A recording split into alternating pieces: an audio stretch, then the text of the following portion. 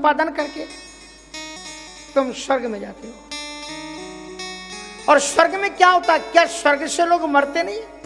स्वर्ग में भी लोग मरते। कौन कहता है अमर होते? छीने पड़ने मरते लोग विसंति।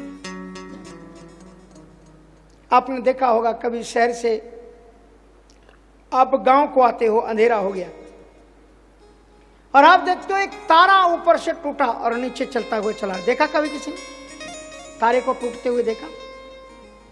एक बार धरा को भी दिखा देना। अच्छा,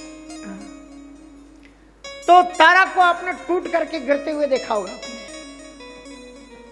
और जब बूढ़े बुजुर्गों के साथ में जाओ और पूछो, वो बच्चे पूछते थे, मैं पूछता था कि भैया ये तारा क्यों गिरा, इसका मतलब क्या है? तो कहते कोई पवित्र आत्मा स्वर्ग से पुण्य नष्ट होने के बाद में नीचे गिराई जाती है और ऐसी पवित्र आत्मा नीचे गिर करके पुनः शुचि नाम योगमताम गृहे योग भ्रष्टो भी जाए थे। शुचि नाम श्रीमताम गृहे योग भ्रष्टो भी जाए थे। तो राजन तुम्हें बार बार जन्मना पड़ेगा और बार बार मरना पड़ेगा। बड़ी सुंदर उन्होंने पुरंजनोपाख्यान की एक कथा सुनाई। पूरे ये शरीर और इसमें जो अनुरंजित हो रही है आत्मा, इसी की ये पुरंजन नाम की कथा है। पुरंजन नाम का एक राजा था, उसका एक मित्र था, फ्रेंड था, उसका नाम था अविज्ञात। अविज्ञात माने क्या होता है? जिसकी जानकारी हमें ना हो और वो हमारे साथ में हो। क्या आपके साथ में भी ऐसा कोई मित्र है जिसे आप नहीं जानते? है क्या? यह है सनातन धर्म का विज्ञान। यह बताता है कि आज भी आपके साथ में एक मित्र है जिसे आप जानते नहीं हो और हरदम आपके साथ रहता है। जब भी आप कोई अच्छा या बुरा कदम उठाते हो, अंदर से एक आवाज आती है। जब तुम अच्छा कर्म करते हो तो अंदर से आवाज आती है, थैंक यू, तुम बहुत अच्छा काम कर रहे हो। और करने के बाद में फिर आत्मा तुम्हें धन्यवाद देती, तुमने बहुत अच्छा काम किया। और जब तुम बुरा काम करने के लिए कदम उठाते हो तो अंदर से आवाज आती है, ये अच्छा नहीं है, छोड़ो यार, बचो, तुमको अशांति हो जाएगी, ठीक नहीं। ये कौन है? यही है ईश्वर नाम का वो परमात्मा जो हर पल हर क्षण तुम्हारे साथ में है। ये ईश्वर वो सखा है। दौ सुपर्णो सैजौ सखायु समानम वृक्षम परिखस्व जाती है। ये पृथ्वी एक वृक्ष है, संसार एक वृक्ष है और इसकी दो डालें हैं और एक डाल पर जीवात्मा बैठा हुआ है और एक डाल पर परमात्मा बैठा हुआ है। माया का बहेलिया आता है, जाल बिछाता है, दाना डालता है और जो पक्षी अपनी जीभ पर, इंद्रियों पर कंट्रोल नहीं कर पाता, उन दानों को चुगने के लिए नीचे उतर जाता है, जाल में फंस जाता है, उसी का नाम जीव है। और जो इंद्रियों पर संयम बरत लेता है, विषय भोगों के लिए नीचे नहीं उतरता, उसके लिए देह बंधन नहीं होता, वो रस गगन गिरा पर अजर जरे, वही ईश्वर है। तो दौ सुप्रणो शैजौ सखायु समानम वृक्षम परिखस्व जाते, ये तैत्रीय उपनिषद का मंत्र है। इसलिए ध्यान रखना चाहिए कि उपनिषदें हमें जीवन में बड़े सत्पथ की ओर ले जाती हैं। पुरंजन नाम का राजा भारतवर्ष की धरती पर आया और वहां उसने एक महल देखा। ये महल क्या है? ये शरीर ही महल है। ये जिसमें हमारी आत्मा रहती है, एक शरीर महल है। ये 3 मंजिल का महल है। कमर से नीचे का एक भाग, कमर से और गले के नीचे के बीच का एक भाग और ऊपर का एक भाग। इसमें 9 दरवाजे हैं। पुरे नवद्वारीम देहीम, इसमें 9 दरवाजे हैं।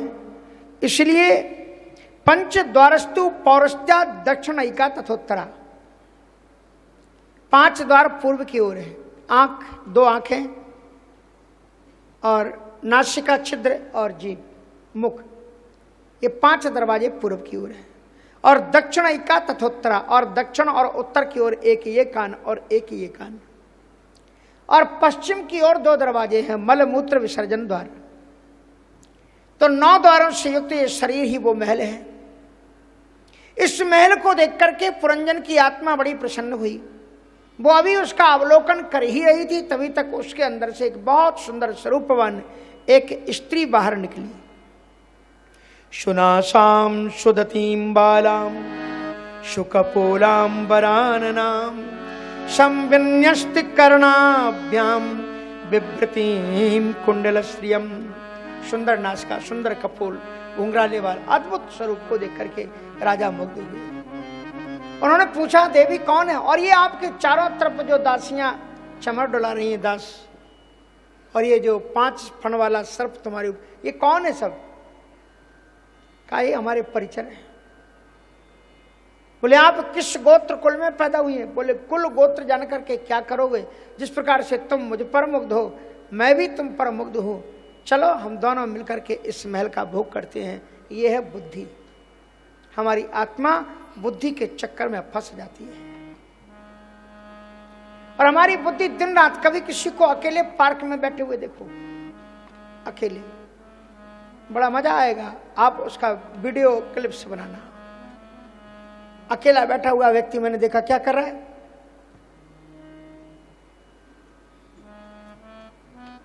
अकेले अकेले ऐसे कर रहा है। Don't build castle in the sky. What is the meaning धरा in Hindi? Don't build castle in the sky. कल्पना के महल आकाश में खड़े मत करो, क्योंकि स्थिर नहीं है और वो उसी में रहते हैं। बीच में अगर पाठ पूजा करने का प्रयत्न करते हैं तो वो बुद्धि नाराज हो जाती है। अगर आप कथा करने के लिए आए और किसी को ले आए, बाद में जाकर के घर वाले फटकारेंगे, कराए ना 10 दिन बिताए ना वहां पर, क्या मिला बोलो? और कुछ लोग होंगे वो धन्यवाद देंगे, वाह कितनी सुंदर बात है, वृंदावन में जाकर के आपने कथा सुनी। दुनिया में भांति भांति के लोग। चली जा रही है उम्र धीरे धीरे, चली जा रही है उम्र धीरे धीरे, चली जा रही है उम्र धीरे धीरे, चली जा रही है उम्र धीरे धीरे। सुबह और शाम दोपहर धीरे धीरे, सुबह और शाम दोपहर धीरे धीरे। लड़केपन भी बीता जवानी भी बीती, लड़कपन भी बीता जवानी भी बीती, लड़केपन भी बीता जवानी भी बीती, लड़कपन भी बीता जवानी भी बीती। होगा बुढ़ापे का असर धीरे धीरे, होगा बुढ़ापे का असर धीरे धीरे। चली जा रही है उम्र धीरे धीरे, चली जा रही है उम्र धीरे धीरे।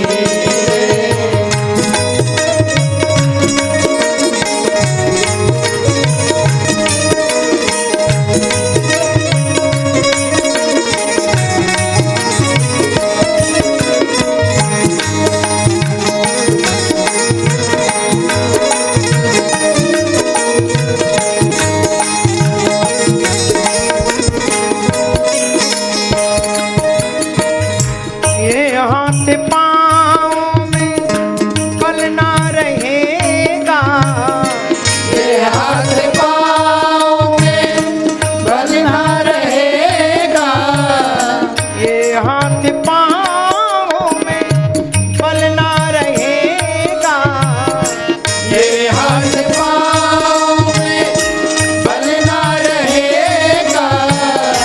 झुकेगी तुम्हारी कमर धीरे, झुकेगी तुम्हारी कमर धीरे धीरे। चली जा रही है उम्र धीरे धीरे, चली जा रही है उम्र धीरे धीरे।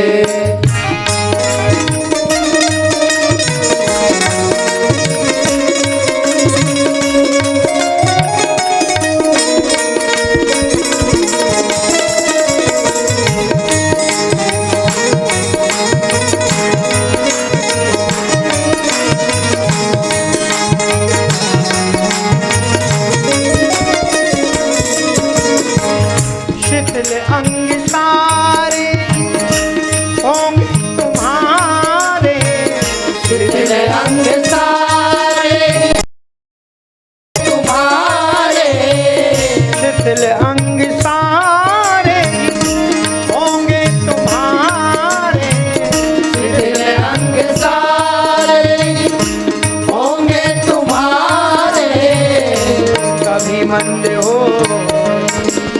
नजर कभी मंद होगी नजर धीरे धीरे चली जा रही है उम्र धीरे चली जा रही है उम्र धीरे धीरे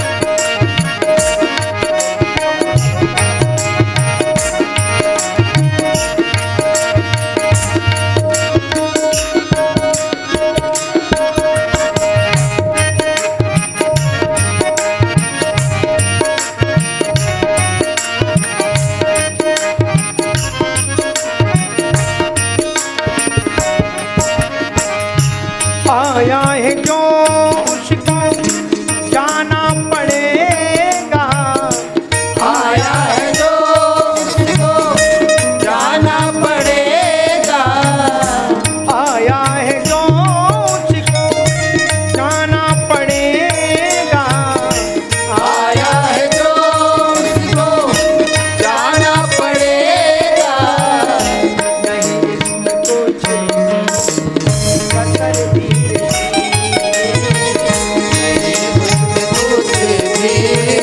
कसर धीरे चली जा रही उम्र धीरे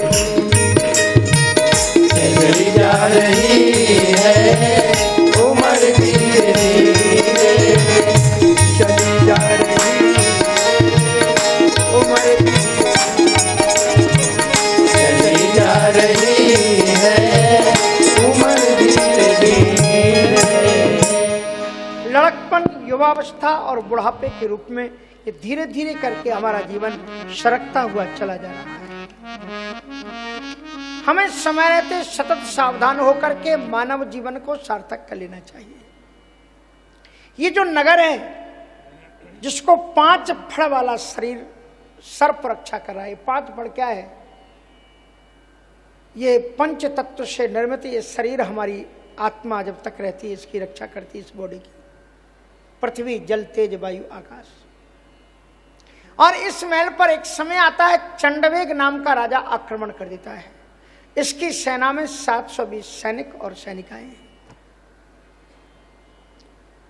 720 में आधे आधे करो, 360 और 360 ये वर्ष है, संवत्सर। एक वर्ष में 365 सैनिक और दिन और एक 365 रात्रियां। ये दिन मिलकर के लगातार दिवा चारते हैं राजन कुटुंब भरणेन निद्रया हेते नक्तम विवाहेन च भावया। इस तरह से हमारा शरीर नष्ट होता हुआ चला जाता है।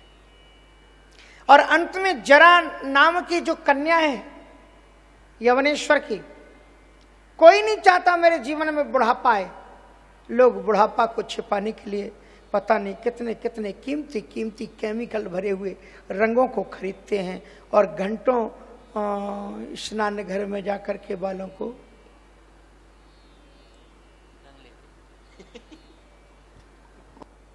रखते हैं। फिर भी वो थोड़े से उचक करके यहां से कहने लग जाते हैं कि हम तो हैं तो ये, लेकिन दिख रहे हैं ये। इसलिए ये बुढ़ापा आ जाता है। और बुखार आकर के इसमें आग लगा देता है। पंच फण का ये पंच तत्व का ये शरीर अपनी सामर्थ्य भर लड़ने की कोशिश करता है और अंत में ये शरीर धुंधु करके जलता है। प्राण तत्व इससे निकल भागते हैं। उसका दूसरा जन्म होता है उस आत्मा का, और एक कन्या के रूप में उसका जन्म होता है। और दक्षिण भारत में शुद्धिम्न राजा के रूप में उसका वहां जन्म हुआ और एक राजा से विवाह हुआ। उसके 8 पुत्र, 9 पुत्रियां, 1 पुत्र आदि उत्पन्न हुए। और उसके बाद में फिर उसके पति की मृत्यु हो गई। ये बात मालूम है ना? वो जो पुरंजन नाम का राजा था वो दूसरे जन्म में स्त्री बना, एक राजा के साथ विवाह हुआ, उसके पति की मृत्यु हो गई और अब उसके साथ में सती होकर के मरने के लिए तैयार है।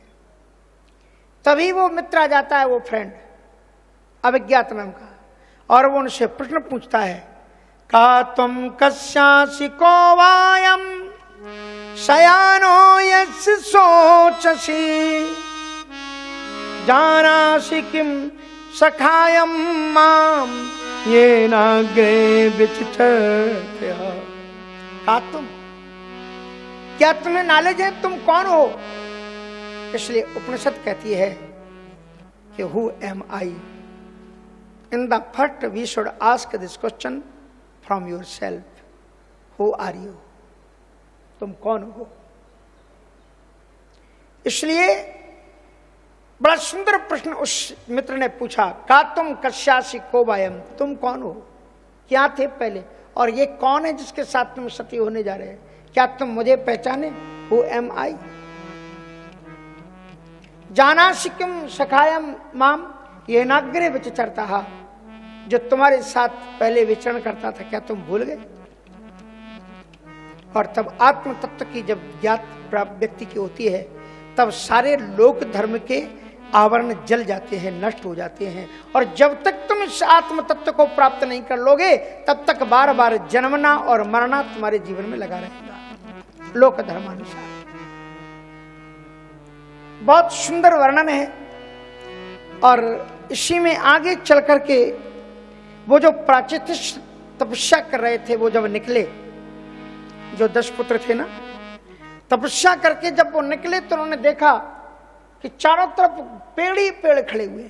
उन्हें क्रोध आया, इतनी प्यारी वसुंधरा छोड़ के हम गए थे, कितने घास फूस झाड़ी झंकाल खड़े हो गए। तपस्या का तेज था, आंखें खोली, अग्नि की लपटें निकली और धू धू करके वृक्षों को जलाने लग गए। तब उसी समय चंद्रमा वहां पर उत्पन्न हुए। चंद्रमा ने कहा कि ये वृक्षों और पौधों लता पताकाओं के बिना मनुष्य का जीवन व्यर्थ है, इसलिए इन वृक्षों को नष्ट मत करो। ये वृक्ष ही मनुष्य के परम सहायक है, वृक्षों के बिना मनुष्य का जीवन नहीं है, इसलिए इनको तुम हरा भरा छोड़ो। चंद्रमा के कहने से उन प्रचेताओं ने जब वृक्षों को जलाना नष्ट किया, वृक्ष प्रसन्न हो गए और वृक्षों ने अपनी पुत्री वार्क्षी का विवाह है प्रचेताओं के साथ में, 10 प्रचेताओं के साथ में कर दिया। उससे उनको जो बेटा उत्पन्न हुआ उसका नाम हुआ दक्ष। ये न आपूरितम जगत, जिसने संपूर्ण सृष्टि का विस्तार किया। दक्ष ने 10,000 पुत्रों को उत्पन्न किया, हर्यश्व नाम के पुत्र थे। और उनसे कहा जाओ बेटा सृष्टि के लिए तपस्या करो। नारद जी ने कहा कि पहले तुम अपने आप को जान लो तब दूसरों को जन्म देना, अपने बारे में कुछ जानते नहीं। और उन्होंने 10 ऐसे प्रश्न किए, उनका वो उत्तर नहीं दे पाए और भगवान में उनकी रति पैदा करा दी। और संत का यही काम है कि संसार में भटकते हुए प्राणियों को ईश्वर के उन्मुख कर दे, चाहे दुनिया के लोग गलत माने चाहे बुरा माने। जो बच्चे साधु प्रवृत्ति में बढ़ जाते हैं, आगे चल देते हैं, संन्यास ले लेते हैं, तो कुछ लोग तो कहते हैं ठीक है, और कुछ लोग कहते कहाँ से तुमने बाबा जी के साथ में रेंगा दो मोड़ा को, जीवन बर्बाद कर देगा, अब जिंदगी भर भीख मांगत फिरे, जो ही बचो अब कछु नहीं बचो। हाँ, हम बचपन में जब घर से भागे, साधु तो सब भगोड़े ही होते हैं।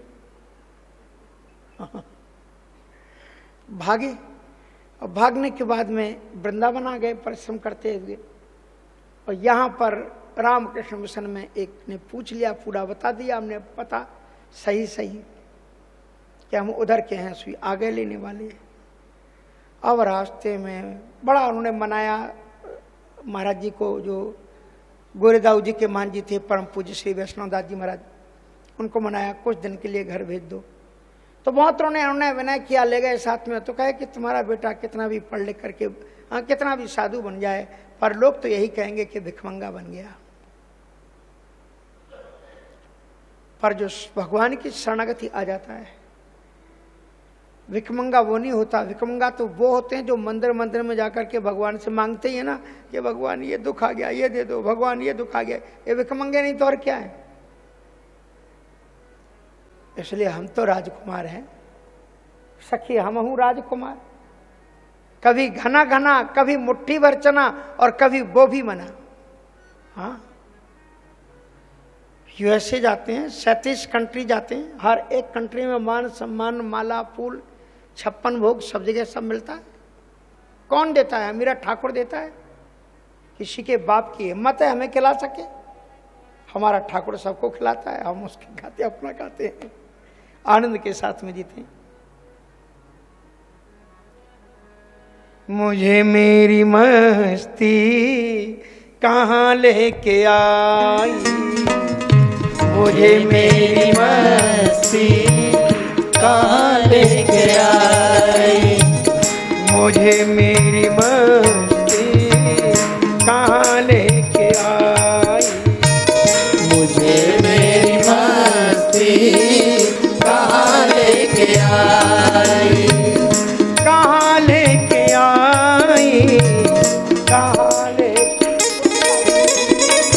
कहाँ लेके आई, कहाँ लेके आई, मुझे मेरी मस्ती कहाँ लेके आई, मुझे मेरी मस्ती कहाँ लेके आई।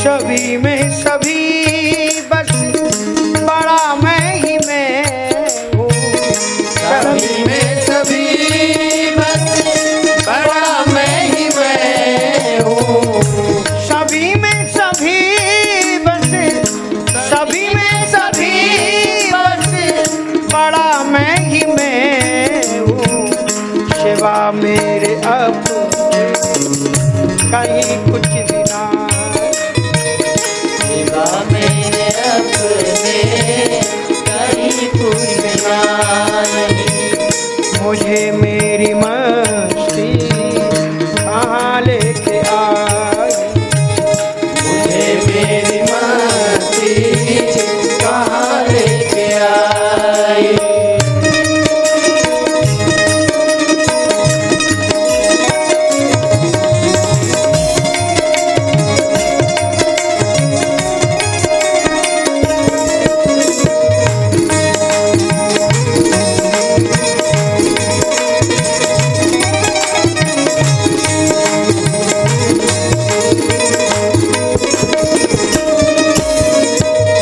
न दुख है न सुख है, नहीं शौक कुछ भी, न दुख है न सुख है, नहीं शौक कुछ भी, न दुख है न सुख है, न दुख है न सुख है, नहीं शौक कुछ भी, अजब है ये मस्ती किया कुछ भी ना, अजब है ये मस्ती किया कुछ भी ना,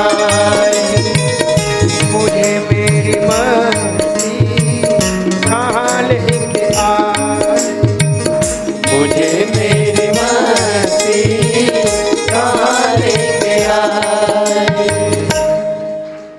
मंचस्थ विराजमान आदरणीय श्री नेत्रपाल जी महाराज, जो श्रीमद् भागवत के माध्यम से अनेकों सहस्त्रों सहस्त्रों विप्रवटुओं को भागवत जगत में कथा व्यास के रूप में अवतरित हो चुके हैं, वो पधारे हैं, उनका बहुत बहुत हार्दिक अभिनंदन और स्वागत है।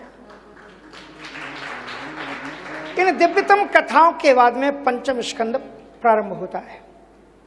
अत्र सर्गो विसर्गश्च स्थान पोषण मुथया, जो सर्ग विसर्ग आदि की सृष्टि में जो निरूपण करते हैं भगवान, उसकी स्थिति, उसका स्थान कैसे होता है, भगवान कैसे उसका स्थिति निरूपण करते हैं, उसका इसमें वर्णन होता है।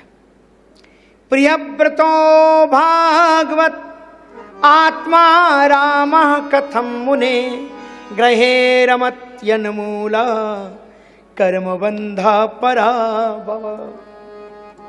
इसमें परीक्षित जी महाराज एक प्रश्न करते हैं कि महाराज प्रियव्रत तो आत्माराम थे, परमहंस थे, उनकी तो गृहस्थी में कोई अनुरक्ति थी ही नहीं, फिर ये गृहस्थी कर्मबंधन का जो मूल कारण है वो इसमें आकर के राजकाज के चक्कर में क्यों फंस गए? वो तो सब कुछ छोड़ करके त्याग वैराग्य युक्त होकर के मनाटवी की गिरि गुहा में बैठ करके महर्षि नारद जी उन्हें तत्वोपदेश कर रहे थे।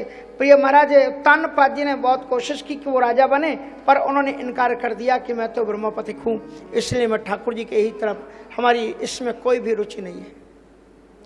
अब इस प्रकार से साफ साफ जब बेटे ने मना किया तो उन्होंने ब्रह्मा जी से शिकायत की। ब्रह्मा जी महाराज हंस पर आरूढ़ होकर के महाराज मनु के साथ में उसी जगह पर जा पहुंचे जहां पर महर्षि नारद जी प्रियव्रत को आत्म तत्वोपदेश प्रदान कर रहे थे। आत्म तत्वोपदेश प्रदान करते हुए जहां पर बैठे हुए थे महाराज प्रियव्रत जी, उसी जगह से जब वो बैठे तो अपने सामने दादा परदादा को आए हुए देख करके श्री प्रियव्रत जी महाराज उठ करके खड़े हो गए।